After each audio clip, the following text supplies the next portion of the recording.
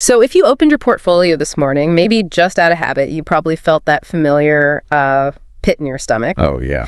It's Friday, February 13th, 2026, which feels a little too on the nose, and the fear and greed index for crypto has officially hit a 9. A single digit 9. Just a 9. That is extreme fear. It's the kind of number that, usually signals a funeral. We Right. really haven't seen sentiment this low since the darker days of the mid-2020s. And the charts, they back it up completely. We had that violent correction last week, Bitcoin shedding, 14% in a single day? Yeah, it dropped from 73,000 all the way down to 62. So if you're a retail trader scrolling through social media right now, the vibe is just apocalyptic. Everyone is screaming, sell, it's over, get out. Which is, it's a perfectly natural human reaction to watching your money disappear. Exactly.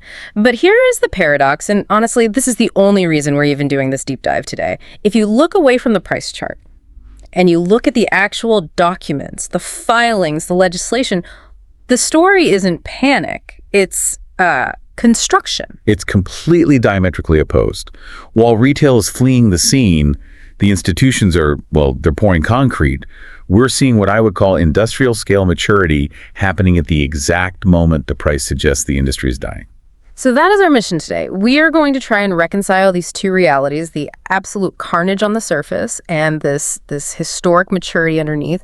And I want to start with a piece of news that I think just slipped under the radar for everyone. Figure Technology Solutions. Right. This is the smoking gun for that whole institutional build thesis. Most of our listeners probably know Figure. They've been around doing home equity lines on chain, that sort of thing.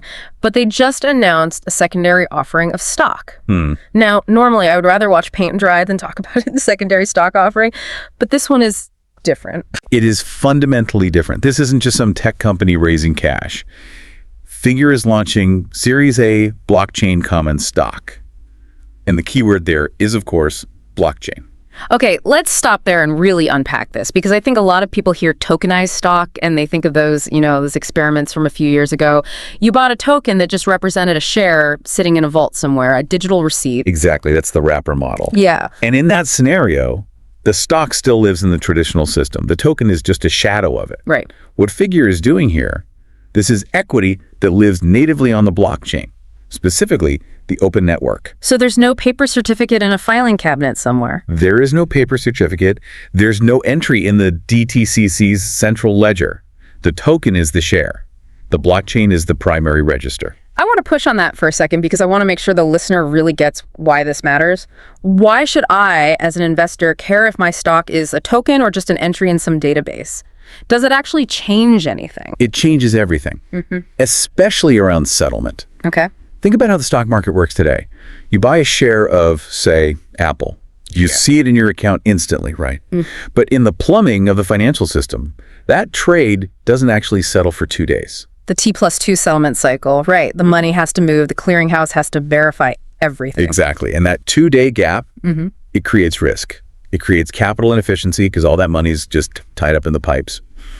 By doing a native issuance like this, Figure is moving to near instant settlement. So it's about speed.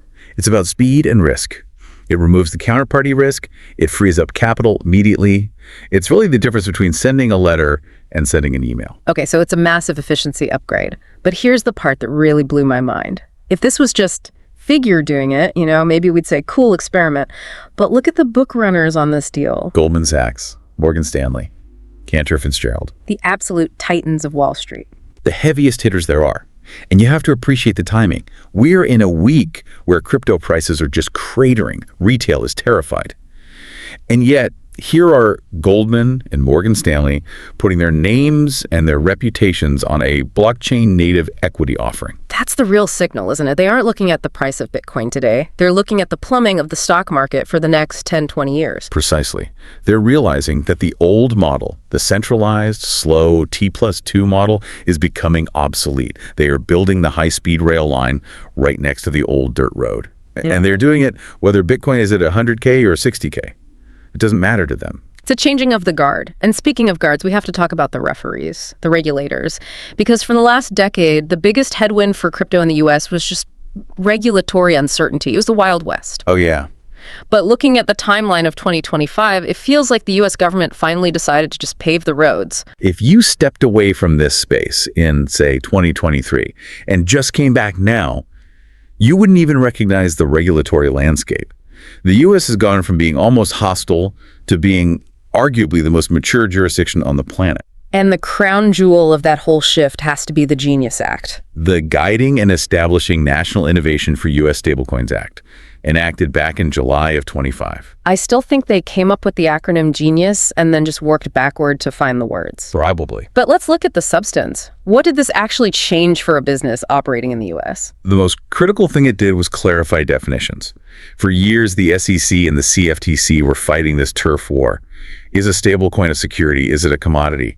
The Genius Act just cut right through that knot. It said, no, payment stablecoins are payment instruments, period. Which sounds so simple, but legally, that's an earthquake. It's massive because it means they aren't subject to securities laws. It created a specific, clear lane for non-financial firms to issue stablecoins under the supervision of the OCC. So, in plain English, this means a company like an Amazon or a PayPal could, in theory, issue their own regulated stablecoin.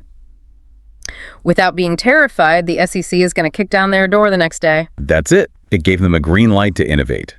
And speaking of the SEC, we have to talk about the regulatory thaw that happened under the new administration. This was the repeal of SAB 121, right? Yes, Staff Accounting Bulletin 121. Which, for those who don't speak accountant, was the rule that basically made it impossible for big banks to hold crypto for their clients. Correct. It required banks to list custodied crypto assets as a liability on their own balance sheet. Yeah. Just prohibitively expensive. So they got rid of that. They rescinded that. They also withdrew the safeguarding rule. So the barriers are just gone. The banks can hold it, the companies can issue it, and the government is, hoarding it? Well, hoarding might be a strong word, but yeah, we now have a national Bitcoin reserve. Which still just sounds like science fiction when you say it out loud. Established by executive order in March 2025, the U.S. government is holding approximately $29 billion in Bitcoin as a strategic reserve asset. It really paints a picture of a mature, industrialized market here in the U.S., and there's always a but, I feel like we're painting a very rosy picture. Everything is safe, the laws are passed. But risk hasn't disappeared, has it? It just moved. Risk is like energy. It's never destroyed, only transferred. Yeah. And while the U.S. has built this walled garden of regulation, the Wild West mentality, it migrated to other jurisdictions. And that brings us to the absolute mess in Argentina. The Libra scandal. This is a story that every single investor needs to hear, especially if you're getting complacent because of things like the Genius Act. So set the scene for us. This wasn't some anonymous developer in a basement, right? This went all the way to the top. All the way. February 14th, 2025, Valentine's Day, the Libra token launches. It was marketed as this revolutionary asset for the Argentine economy. And the face of the whole campaign was the president of Argentina, Javier Milei. A sitting head of state shilling a token. Oh, heavily. He called it the future of sovereignty. And for exactly 1 year, it actually worked. The market cap ballooned to $4.6 billion. People put their life savings into this thing because they trusted the figurehead. And then, rug pull. Brutal and fast. Just yesterday, almost on the 1 year anniversary, the token collapsed.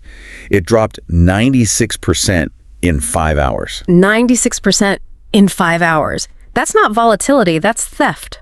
It certainly looks like it.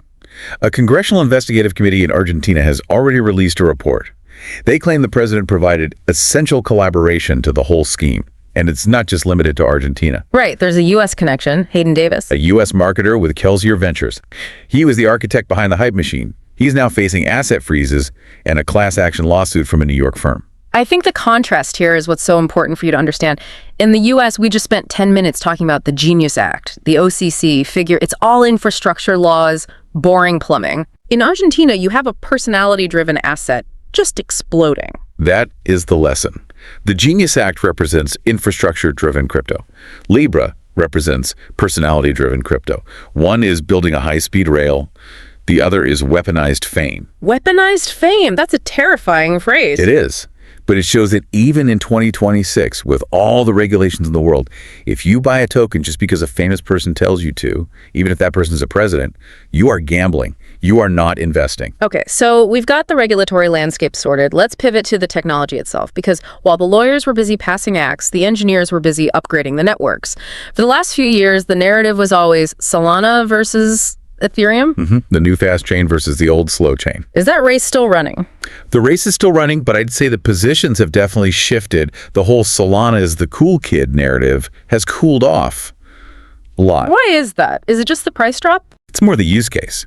Solana's massive run-up was driven almost entirely by the meme coin frenzy, Pump.Fun, the Casino apps. But the data shows that mania has just died down. Trading volumes on those platforms have cratered. The tourists have left the Solana casino. So if the meme money is gone, is the smart money just going back to Ethereum? A lot of it is, and that's because Ethereum didn't just sit there. They rolled out the Glamsterdam upgrade.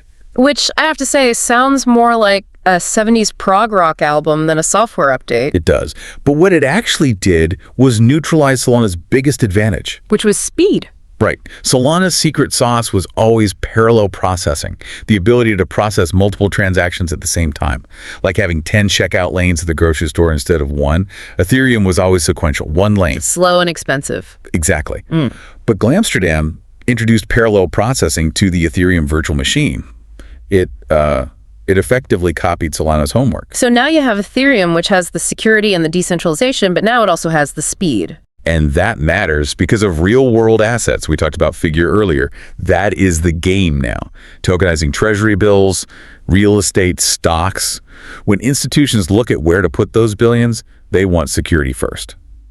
What do the numbers look like on that front? It's not even close. Ethereum currently holds about $14.9 billion in real-world assets. Solana holds about $1.7 billion. Wow. That's almost a 10x difference. It's huge. That feels like game over. But I did see one headline about Solana that surprised me. Morgan Stanley is launching a Solana trust. They are. And this is a really fascinating pivot. They aren't giving up on Solana, but they're changing how they sell it.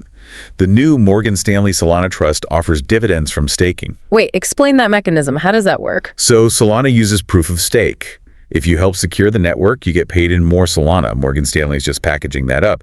If you hold their trust product, you get a cash dividend that's generated from that staking yield. That changes the psychology completely. It's not, I hope this magic internet coin goes up. It's, I own this asset and it pays me cash flow every quarter. Precisely. It moves it from speculation to yield. Yeah. It makes crypto look a lot more like traditional investing. And that just seems to be the theme of 2026. Everything is becoming traditional. The stocks are on chain. The crypto pays dividends. But as the money gets bigger, the bad guys are leveling up too. We have to talk about security. Yeah, this is the part that keeps me up at night. We saw $17 billion lost to fraud in 2025. 17 billion. That's the GDP of a small country. It is. But what's really terrifying isn't the amount, it's the method. In the old days, you got hacked because of a bug in the code. A smart hacker found a loophole. Today, the code is getting really solid. The vulnerability is the human. And the weapon is AI. We're talking about the deep fakes. Specifically, groups like the Lazarus Group out of North Korea, they have industrialized this. They're using AI to create real-time deepfakes of company executives. So, imagine you're a developer at a crypto firm. You get a Zoom invite from your CTO. You join the call, you see his face, you hear his voice. He tells you to push some urgent update to the code. And you do it. Of course you do. Why wouldn't you? It's your boss. But it wasn't him. It was an AI model generated in Pyongyang.